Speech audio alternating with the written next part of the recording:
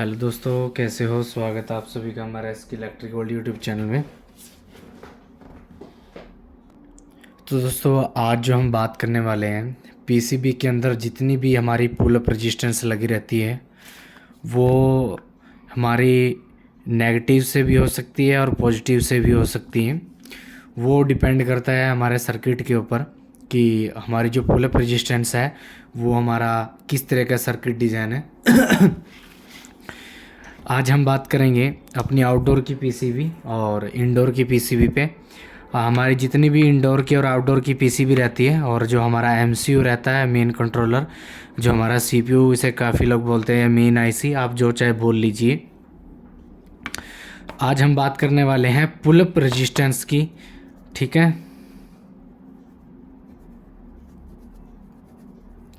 Pull up register की हम बात करेंगे आज, जो कि हमारे इस पूरे पीसीबी का जो है एक मेन हिस्सा होती है। उस रजिस्टर के बिना जो है ये सर्किट बोर्ड जो है काम नहीं कर सकता। वो क्यों काम नहीं कर सकता वो अब आज हम इस वीडियो में डिस्कस करेंगे, और पुल अप रजिस्टर की जो है क्या ज़रूरत होती है, और पुल अप रजिस्टर जो हमारी रजिस्टेंस होती है वो इसके अंदर ऐसा क्या काम करती है जो हमें उसकी लगाने की ज़रूरत पड़ती है। तो मतलब एक छोटी छोटी ऐसी जो जानकारियां हैं वो आज हम आपको बताएंगे। अगर आपने कई बार देखा होगा, जब हम कोई भी एमसीयू से निकलने वाला सिग्नल या हमारी पल्स या एक हमारा ड्राइव किसी भी सिस्टम को ऑपरेट करने के लिए जा रही होती है, तो उसके बीच में काफ़ी सारे रेजिस्टेंस लगा दी जाती हैं, कोई नेगेटिव से, कोई पॉजिटिव से, कोई इधर कोई इधर, ऐसे करके जो है काफ़ी रेजिस्टेंस का एक जो है झुंड बना दिया जाता है। ये देख सकते हैं यहाँ पे कैपेसिटर, नॉन पोलराइड, पोलराइड, और आपकी रेजिस्टेंस बहुत सारी ऐसी लगी हुई हैं, यहाँ पे भी, यहाँ पे भी। तो ये एक ऐसा झुंड बना के छोड़ दिया जाता है। इसके पीछे एक रीज़न होता है। ये रेजिस्टेंसें जो लगाई जाती हैं इनका एक बहुत ही महत्वपूर्ण जो इनका किरदार जो है ये निभाती हैं अपनी। इसका आज हम जो रेजिस्टेंस कई तरीके की लगाई जाती हैं, ठीक है। आज हम जो रेजिस्टेंस बात करेंगे वो हम पुल अप रेजिस्टेंस के बारे में बात करेंगे। कहीं इसे पुल अप रेजिस्टेंस भी कहते हैं, साथ में कई हमारे ऐसे दोस्त हैं जो इन्हें बाइसिंग रेजिस्टेंस भी कहते हैं। तो इनका क्या काम रहता है वो आज हम आपको बताने वाले हैं।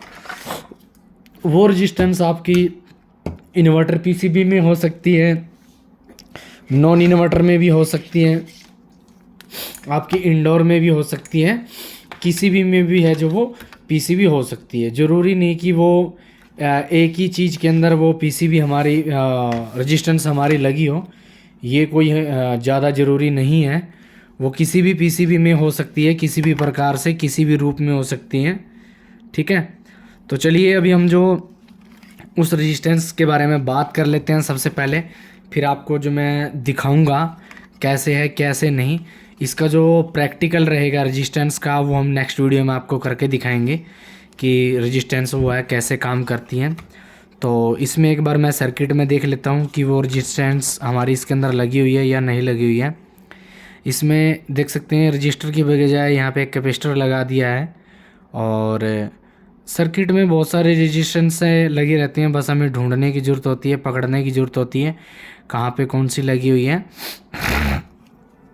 ये रेजिस्टेंस, पुल अप रेजिस्टेंस जो है, हाँ, वहाँ पे लगाई जाती है जहाँ पे हमारे, लगा लीजिए जैसे ये हमारा एमसीयू है, और ये एमसीयू हमारा काम करता है हाई फ्रीक्वेंसी और हाई सिग्नल पे, ठीक है।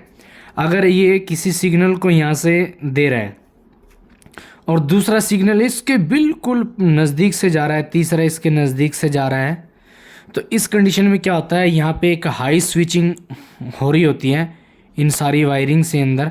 ये मैंने एक आउटपुट के लिए बना दिया कि आगे क्या आउटपुट में चल रहा है, प्रोग्राम सर्किट जो हमारा चल रहा है। इसमें क्या रहता है, जब यहाँ पे स्विचिंग या ड्राइव हो रही होती है उस कंडीशन में क्या होता है, यहाँ पे एक मिली एम्पेयर बन रहे होते हैं, मिली वोल्टेज चल रहे होते हैं, जिस कंडीशन में क्या आती है, यहाँ एक यहाँ मैग्नेटिक फील्ड जो जनरेट हो रहा है, क्योंकि यहाँ पे हमारा सारा जो है कॉपर के जो प्रिंट है, आपको पता है कॉपर का अगर हम एक रिंग बना दें तो वो एक हमारा इंडक्शन टाइप बन जाता है जिसमें एक मैग्नेट फ्लो होना शुरू हो जाता है। उसी प्रकार हमारे जितने भी ये प्रिंट होते हैं, तो ये हमारी डबल साइडेड पीसीबी है, तो जाहिर सी बात है कि दोनों साइड हमारा कॉपर रहेगा।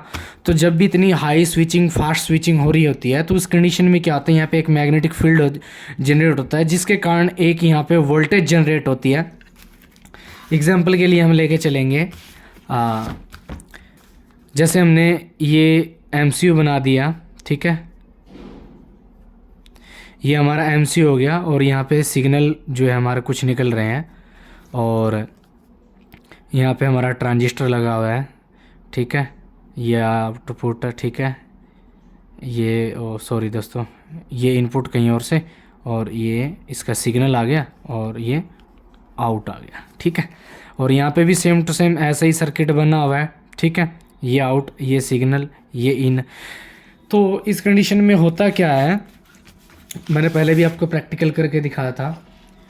ये मैंने एक छोटा सा सर्किट बनाया था, ये देख सकते हैं, मैं थोड़ा इधर कर लेता हूँ लाइट के पास, ये देख लीजिए, ये मैंने एक सर्किट बनाया था ट्रांजिस्टर बेसिड, ठीक है। ये ट्रांजिस्टर मैंने इसमें लगाया था और ट्रांजिस्टर लगाने के बाद मैंने यहाँ पे एक रेजिस्टेंस लगाई थी इस ट्रांजिस्टर को ऑन करने के लिए, प्लस मैंने एक बाइसिंग, ये एक मैंने रजिस्टर लगाई थी। इसके बारे में मैंने बताया था कि मैं आपको नेक्स्ट वीडियो में बताऊंगा कि ये रेजिस्टेंस क्या काम करती है। एक हमारा AC की PCB के अंदर सबसे बड़ा फॉल्ट ये आता है, इस बाइसिंग रेजिस्टेंस का वो फॉल्ट आता है। अगर आपने कभी PCB रिपेयर करी है तो इस बाइसिंग रेजिस्टेंस का वो फॉल्ट आता है, बिल्कुल माइनर फॉल्ट है ये और हमें नहीं पता। हमारा जो IPM लगता है और यहाँ पे एक VF वोल्ट होते हैं, वोल्ट फॉल्ट आउटपुट, ठीक है, जो भी इसकी फुल फॉर्म है XYZ। तो यहाँ पे एक VF वोल्ट का जो हमारा एक पॉइंट रहता है हमारा टेस्टिंग, अगर वहाँ पे 5 वोल्ट बिल्कुल एक्यूरेट रहेंगे तो ये चलेगा, अगर वो 5 वोल्ट मिसिंग हो जाएंगे तो IPM फेलियर का एरर आ जाएगा, हमारा माइक्रो कंट्रोलर हमारे डिस्प्ले पे एरर दे देगा। उस कंडीशन में होता क्या है, जो माइक्रो कंट्रोलर से जो हमारे डायरेक्ट 5 वोल्ट आ रहे होते हैं वो यहाँ पे हमारे VF वोल्ट आ रहे होते हैं। उसमें क्या होता है, एक रजिस्टेंस लगा दी जाती है जिससे अगर कोई छोटा मोटा वोल्ट या फ्लोटिंग वोल्ट, जो हम बोलते हैं फ्लोटिंग मतलब कोई घूम फिर के वोल्ट आ जाता है या कहीं से आके टपक जाता है वोल्टेज और हमारे उस वोल्टेज को जो है डिस्टर्ब करता है, तो उस कंडीशन में क्या रहता है, जो हमारी ये रजिस्टेंस लगी रहती है 10K की VF वोल्ट के साथ, नेगेटिव और पॉजिटिव के साथ एक रजिस्टेंस लगी रहती है जो उसे ग्राउंड करके उस वोल्टेज को ख़त्म करती है। मतलब वो ग्राउंड से कनेक्ट रहती है रजिस्टेंस, और पॉजिटिव से कनेक्ट रहती है और ग्राउंड से फिर कनेक्ट हो जाती है, वो नेगेटिव और पॉजिटिव से दोनों से कनेक्ट रहती हैं। उस कंडीशन में क्या होता है, अगर बाई चांस कोई फ्लोटिंग वोल्ट आते हैं तो वो से वो ड्रॉप करवा देती हैं। तो ये वो 10K की रेजिस्टेंस होती है जो यहाँ पे ऐसे सेम टू सेम हमारी आउटपुट पे जो भी लोड चल रहा होता है उसके बीच में या फिर सर्किट से निकलने से पहले वहाँ पे उससे आगे, जैसे लगा लीजिए, ये ज़रूरी नहीं कि ये रेजिस्टेंस यहाँ आउटपुट पे ही लगी होगी, ये ट्रांजिस्टर के यहाँ पे भी लगी हो सकती है। जैसे ट्रांजिस्टर ये यहाँ लगा हुआ तो यहाँ भी हो सकती है, उससे आगे भी हो सकती है, इससे आगे भी हो सकती है, 3 हो सकती है, 2 हो सकती है, 4 हो सकती है।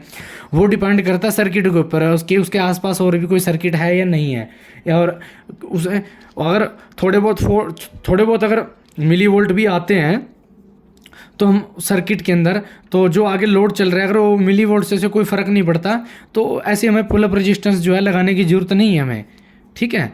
तो ये कोई ऐसा सर्किट होता है बहुत ही सेंसिटिव, जैसे हमारा कई ऐसे सर्किट होते हैं दोस्तों जो नेगेटिव के थ्रू काम करते हैं, नेगेटिव पल्स पे काम करते हैं, नेगेटिव के थ्रू चल रहे होते हैं, नेगेटिव पल्सेज और नेगेटिव स्विचिंग के थ्रू काम कर रहे हैं। तो वहाँ ऐसी कंडीशन हो जाती है कि उस नेगेटिव सर्किट को ऑन होने के लिए, नेगेटिव क्या होता है, अगर हमारा कहीं से PCB पे मॉइस्चर आ गया तो वह नेगेटिव अर्थिंग वहाँ आना शुरू हो जाती है जिससे वो सर्किट काम करना शुरू कर देगा।